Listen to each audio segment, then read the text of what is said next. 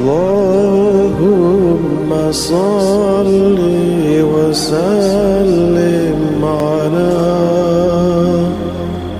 نبينا محمد عليه السلام، صلاة تدوم وتهدى إليه ممر الليالي وطول الدوام.